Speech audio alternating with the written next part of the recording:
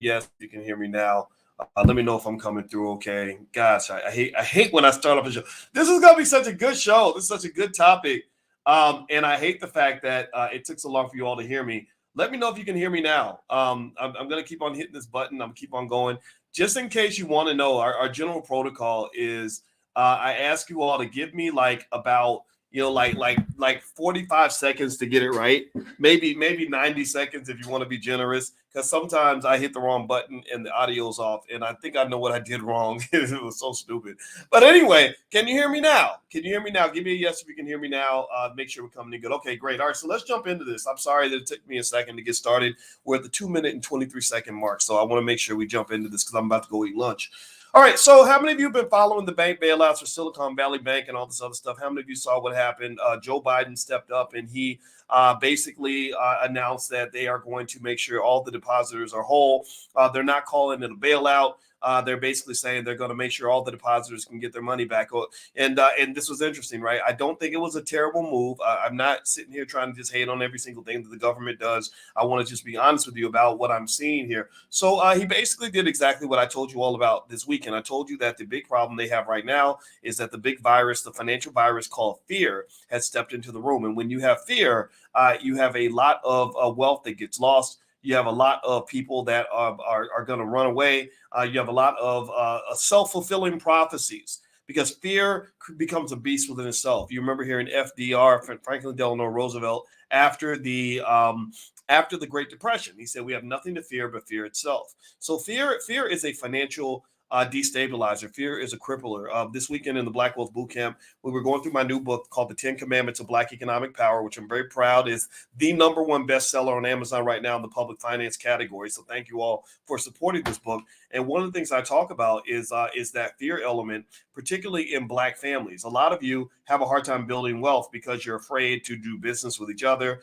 Give me a yes if you know what I'm talking about. All right, and also let me know if you can hear me. I see some of you can hear me, some of you can't. I just want to make sure I'm coming through okay. All right, so here's what's going on right now with this. So the government kind of stopped a little bit of the bleeding, which I think is fine. I don't have a problem with the move that they made. But here's the thing. Here's the reality of why they did this. They did not do this because they care about the American people. They didn't do this because they care about the little guy. They claim they always want to frame it as we're doing this for the little guy. We want to make sure that they can pay their employees and the little guy, the little guy, the little guy. No, this is done for the big guys. This is done for Silicon Valley executives who were running companies. Now, mind you, they are startups, but some of these are $1 billion startups. Some of these are $100 million companies. These are not little guys. Little guys don't have 40 million in the bank or whatever. Remember, 97% of the deposits in that bank were uninsured. That means that 97% of the deposits made in that bank were over $250,000. That ain't the little guy.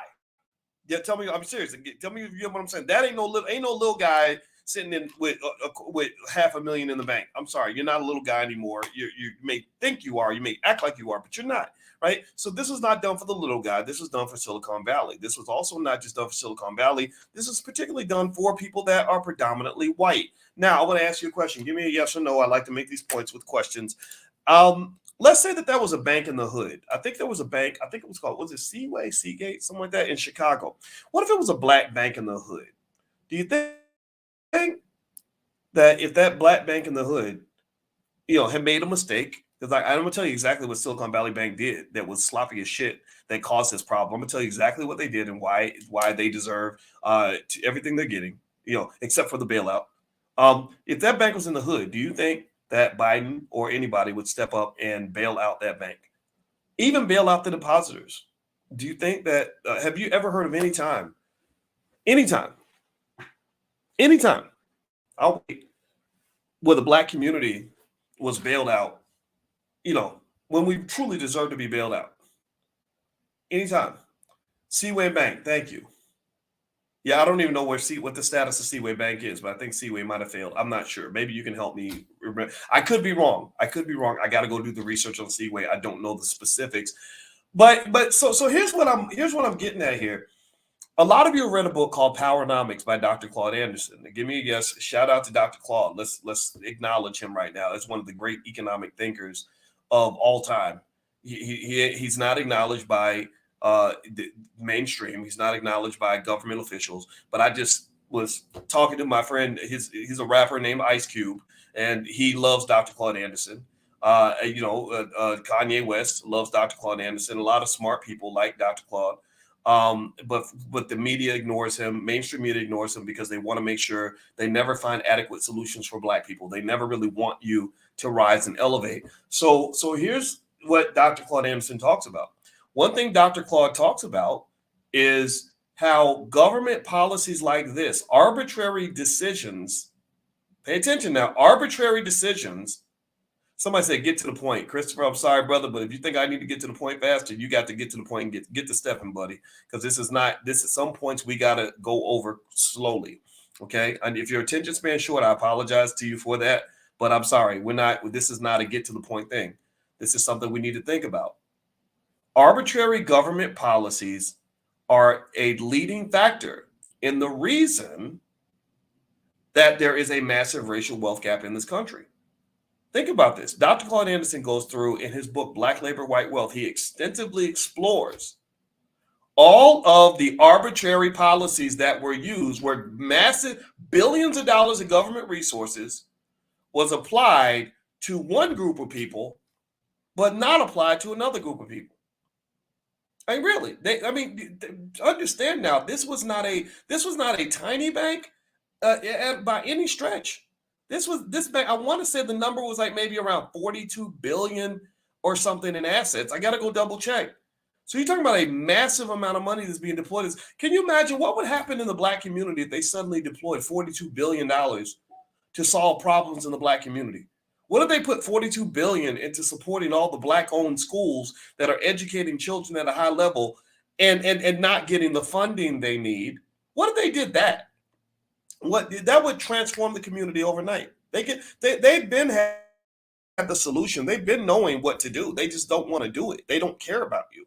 That's why you're not seeing me get riled up about voting for these stupid politicians because they're racist. This system is racist. And I really wish that we would stop sort of sitting around hoping and believing in people who don't believe in you. So, and I know some people may get mad. Oh, you're playing the race card. You're being racially alarmist. No, let me tell you, I know Silicon Valley. I know a lot of people out there. I'm a finance professor, so I know all about how these financial structures work. And let me tell you this, the folks in Silicon Valley, they're the first ones to be running around talking about, we need less government. We need less government intervention. Government regulation is a problem, right? They're on Twitter tweeting the government. If the government would get out of the way, we could. But then, as soon as they do something stupid that requires a multi-billion-dollar bailout, they show up with their hand out. So my thing is like, no, you got this, right? You don't need government support. You got this. You're the smartest, and you're succeeding because of survival of the fittest. So what do you need? You don't need any support from the government. The American people shouldn't have to come through and bail you out. You're good, right? You got this, right? Well, no, that's what they call in finance. We refer to that as a couple things, as a moral hazard problem, and also they call that the Fed put. The Fed put, basically, here, let me just explain it. It's basically heads I win, tails you lose. It's like the crazy teenager who goes out and drives 100 miles an hour, stupid stuff, and every time he gets arrested, his parents come and bail him out, and they bail him out of jail. They buy him a new car every time he wrecks it. Y'all know what I'm talking about. Anybody know somebody like that, where every time they mess up, somebody comes and bails them out? That's pretty much what Silicon Valley gets. They're the spoiled kids in the neighborhood who get bailed out every time they do something stupid. But then when they're successful, they get to engage in what one of my dissertation committee members named David Hirschleifer, one of the nicest white people I ever met. God bless him. He wrote about something called self-attribution bias. Self-attribution bias is when you take credit for all the good things you do, but then I want to deny responsibility for the stupid things you do. Right. So I'm sorry. Do you get what I'm saying? Give me a yes if you're following what I'm saying. Silicon Valley does this. They have self-attribution bias. They will, when they make money, they say, leave us alone, government. We don't need the government. We don't want to pay any taxes. You're taxing us too much, government. But then when something like this happens, when your bank, Silicon Valley Bank, that represents you, because it's called Silicon Valley Bank, when they go and do something stupid, where they engage in what is called duration, where they take deposits that could disappear overnight and invest in long-term bonds. That is called a duration risk. And then it goes bad, and they're suddenly in deep crap, and they have a run on the bank. Well, then suddenly you become a socialist. Suddenly it's like, oh, we need the government to step in. Blah, blah. No, I grew up in a household with a man named Larry Watkins, who taught me that if you are accountable when things are good, you got to also be accountable when things are bad. Full circle accountability means you can't just take credit when things go well and then act like it's somebody else's fault when things go bad for you. You can't be the quarterback who takes responsibility for every win, but then blames every loss on everybody else. You should be the person who says, look, it falls on me. The team didn't play well. We got our butts kicked. It's my fault. I got to go back and be a better leader. That's what responsible people do. So here's the thing. I'm not here to just rant and complain all day about it, but you know what it reminds me of? This reminds me the way they'll bail out like sort of wealthy white people and then tell black people like you got to pick yourself up by your bootstraps. It reminds me of like the opioid crisis versus the crack cocaine epidemic. So when crack was dropped in black communities, I'm right down the street from South Central Los Angeles right now. I'm about to get on the airplane, but that's where I'm at right now. And I think about how South Central LA, a very good community with very good people, some of the best people I've ever met, was suddenly hit with the thunderstorm of crack cocaine. They were literally poisoned by your government, where they dropped all this crack in the community. So now the children couldn't grow up right. You had AK-47s on every other corner. You had drug addicts, drug dealers, LAPD coming in and busting people upside the head, shooting up people's doors, traumatizing the hell out of people. I mean, I'm talking about grown-ups that I know who grew up during that era who still ain't right, still hate cops, still scared to death, right? Because of things that happened to them. Remember when the crack cocaine epidemic happened and Joe Biden was one of the first people running around saying we need to lock up everybody. Basically, we need to spend $10 billion building a bunch of prisons and hire 100,000 cops so we can go incarcerate as many of these people as possible so we can deal with this problem. Y'all remember that? And they were putting it all on us. It wasn't as if somebody did something to us. It was, well, it's you people, right? But then what happened when the white kids got hooked on opioids? What happened when that happened? What happened, when little white boy in the suburbs is dying from fentanyl and heroin and all this other stuff? Are they going through and locking up 100,000 white people to stop the opioid epidemic? Are they going out and saying, "Oh, it's your fault," or we're going to go build more prisons to hold you when you get caught in the drug game? No, they're not. They're like, "Oh, well, it's not their fault. It's a failure of society, and these are good people, and blah blah blah blah." And they're putting billions of dollars in resources towards solving the problem. They're giving them a bailout that they never would have given you. And I'm going to tell you, I'm sorry, but this makes me mad. If you want to understand racism in America, systematic racism, I think you can overcome it. I think there are solutions. But the problem with systematic racism is that the only way you're going to solve it is if you stop committing to racist systems. If you stop sort of sitting around waiting for these systems to save you, then you probably could actually overcome these systems. The best way to deal with systematic racism is to build a better system. Get out of that system. You're mad because the school system's racist? Yeah, it is racist. Get your child out of that school. Put them in a black-owned school. They got homeschool networks all over this country.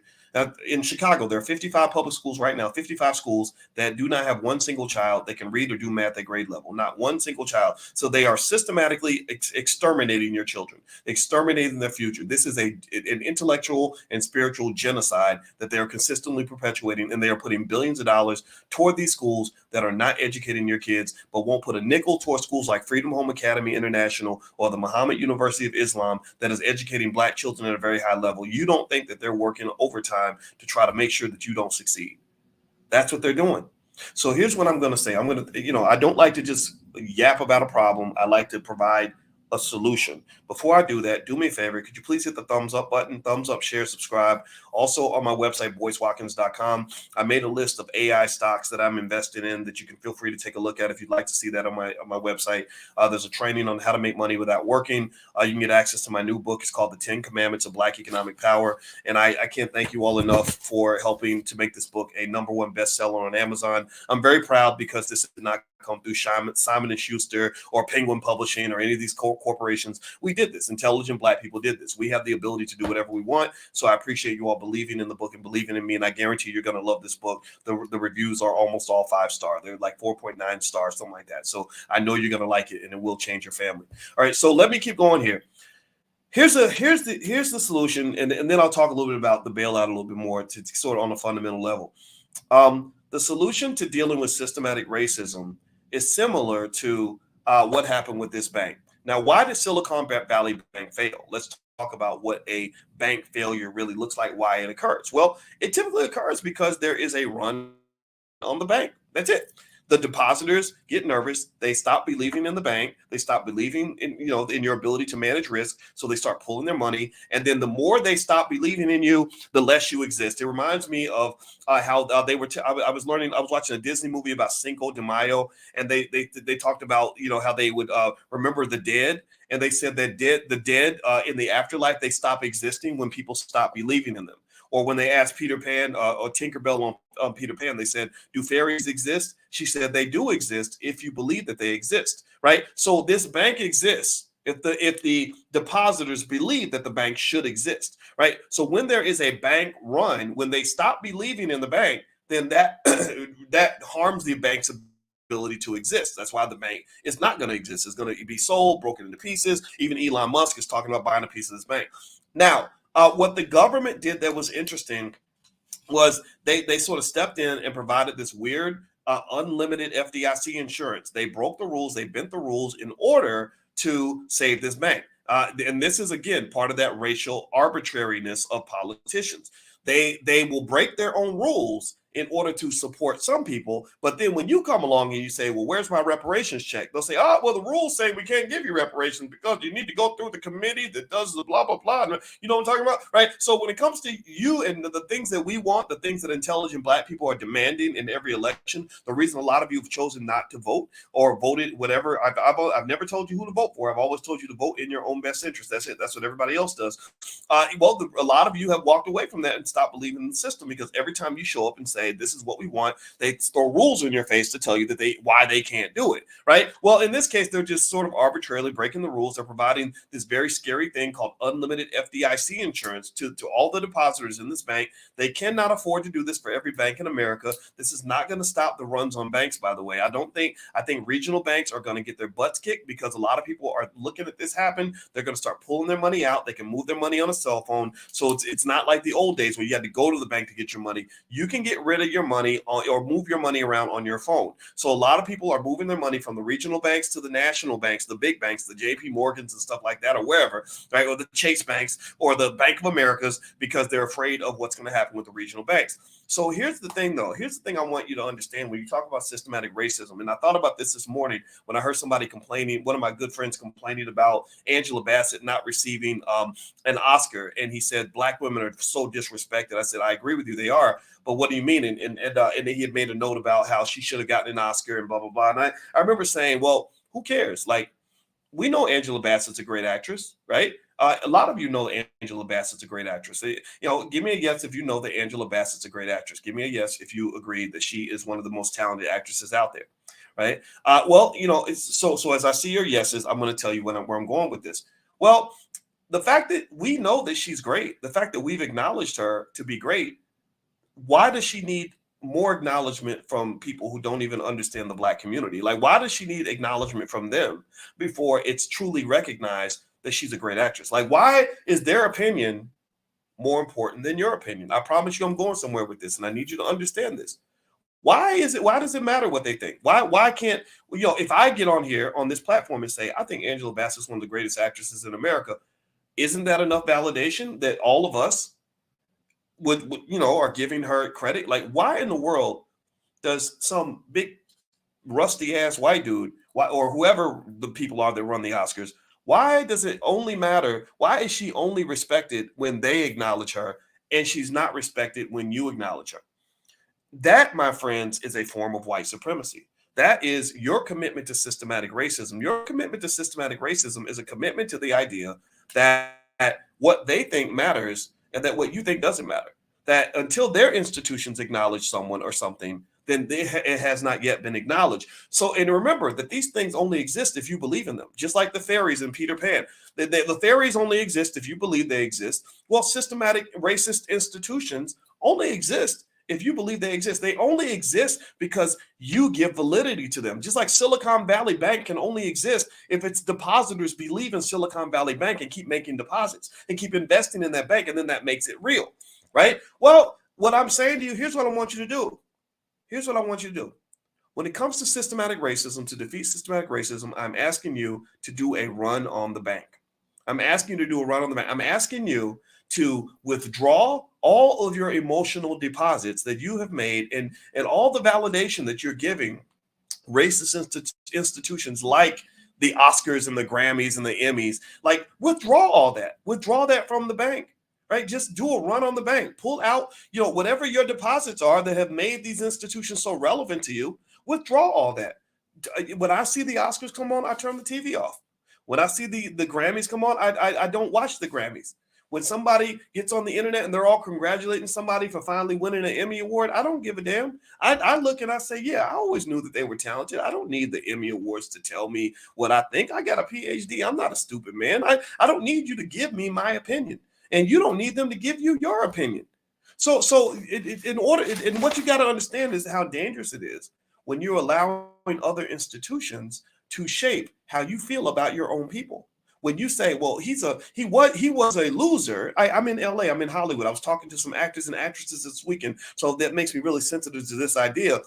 I can't tell you how many talented, super talented Black people I know who are not yet mainstream, who've never been in a blockbuster movie, who are still sitting up in LA saying, gosh, one day I'll be somebody. One day I'll be relevant. And I look at them like, you already are somebody. You're super talented. You're very good at what you do. You're just as good as that person in the movie. So what makes you think that you're a nobody? Oh, you need them to give you false validation from their racist institution for you to start feeling like you're relevant. And that is the biggest problem.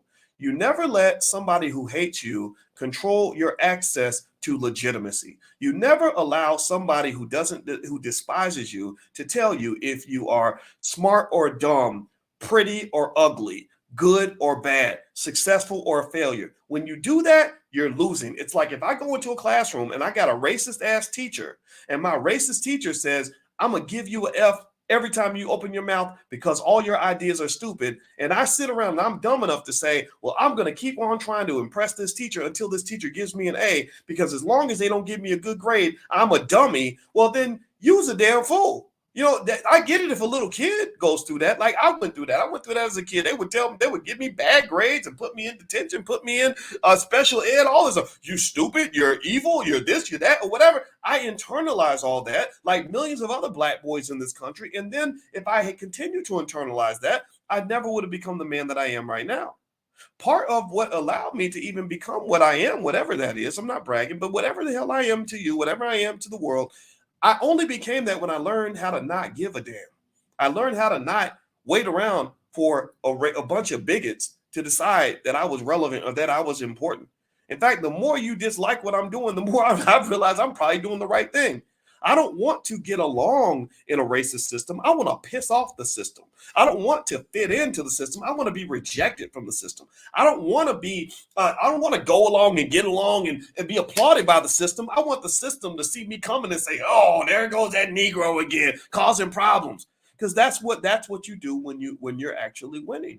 Do you think that when the Kansas City Chiefs were playing against the Philadelphia Eagles, that the Chiefs asked the Eagles for permission to win a Super Bowl? Do you think that the Eagles or the Chiefs showed up expecting to become friends with the Eagles and get the Eagles to help them score touchdowns? Do you think that the Eagles were happy when the Chiefs were representing their city and going out and scoring touchdowns on behalf of their team and their crew and their clique? No, they hated it. They were mad about it. They stopped it at every available opportunity. They talked smack about it. They probably accused them of cheating. They said Patrick Mahomes probably got steroids in his ankle. That's why he won, because he's a cheater, blah, blah. That's what happens. That's what happens. So a lot of times in some situations, not every situation, but really, you're not really winning. You're not truly competitive until people start hating on you. Because when people start really hating on you at a very high level, that means that you've accumulated something that makes them angry, something that they want. You're representing something at a level that they can't reach. And so they're using every tactic available to find some way to undermine the success that you have. So I don't necessarily need more friends. I'm okay. I'm actually hunting for haters. I want you to see what we're doing and see it become so powerful that you're just mad as hell because it does not fit into the white supremacist paradigm under which you're raised. And that at the end of the day, you won't understand it. You're mad about it and you just talk crazy about it. That's okay. I fully expect it because I'm a competitor. I'm not out here looking to become friends with people who are my enemy. Okay. So I'm not saying all white people are your enemy at all. If you're white, this is not anti-white. This is really pro-black. This is really saying that when you talk about racist institutions, I encourage you to do a run on the bank. The more you stop giving them your validation, the less relevant they will be. Right. So ultimately, a lot of times this stuff exists because we support it. So when you talk about this whole thing with this bank bailout, I will say this. I think that around election time, I think it's important to remember this, to remember, when they come around and they start, offering fried chicken to the pastor and doing all their little tricks, releasing rap songs to get you to go vote for the Democrats.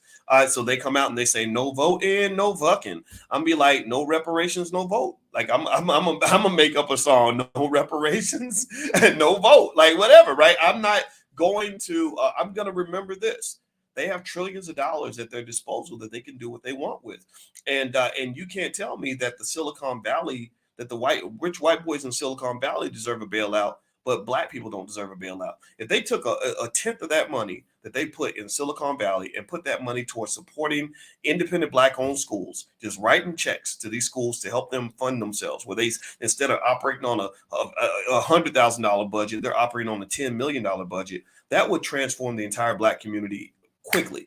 A lot of these children that are in those 55 Chicago public schools that don't have a single child that can read or do math at grade level, those children should be evacuated immediately. That is a state of emergency. That is bigger than the emergency that happened in Silicon Valley Bank. This affects our whole community. You have hundreds of thousands of your babies that are going to go into the next generation without any of the tools necessary to be successful. They're going to have a miserable life because America does not support you when you are not ready, when you don't have any wealth, when you don't have any education, when you don't have any ability to make good decisions.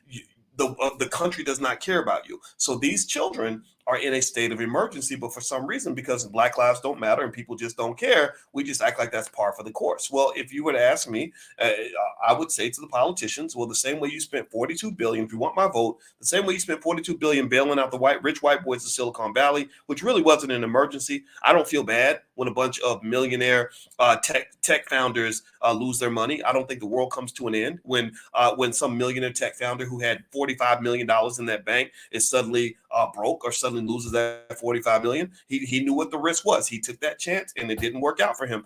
Instead, I would say take a fraction of that money and put that into our community. Bail us out the same way you bail them out. Hook us up the same way you hook them up. Bend the rules for us the same way you bend the rules for them.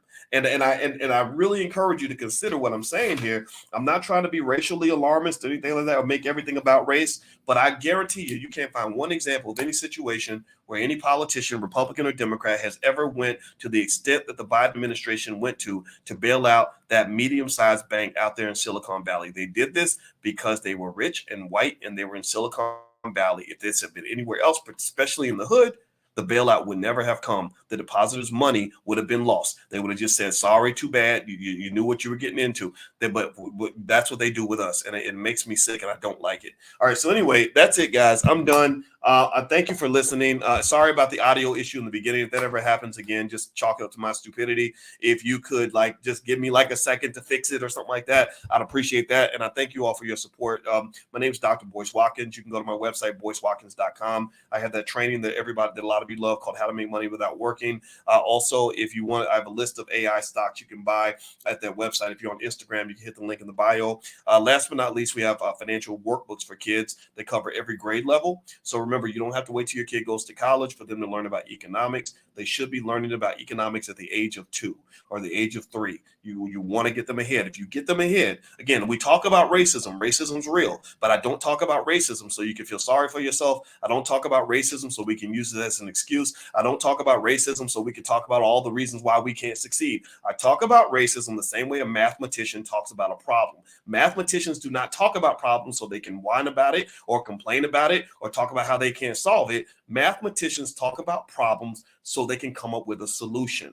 Do you understand what I'm saying? So I encourage you, don't just seek out the complaints, seek out the solution. Solutions do exist. If you prepare your kids economically early, they will succeed at the highest levels, because America is not a perfect country, but it is not a country without opportunities. And I encourage you to be hungry, go after every opportunity when you see it, because you are meant successful. Got it? Make sense? All right. Can I go eat lunch? I'm going to go eat lunch now and go take a nap because I'm now emotionally exhausted. But I love you very much. And thank you all for making that book a #1 bestseller. It's called The 10 Commandments of Black Economic Power. Feel free to get a copy at Amazon. I'm super pumped about that. And I just think it's kind of cool. I don't think I've ever had a book that was a #1 bestseller before. So it's good stuff. All right, guys. Have a good day. God bless you. Thank you for listening. And I will see you soon. Be good. Peace.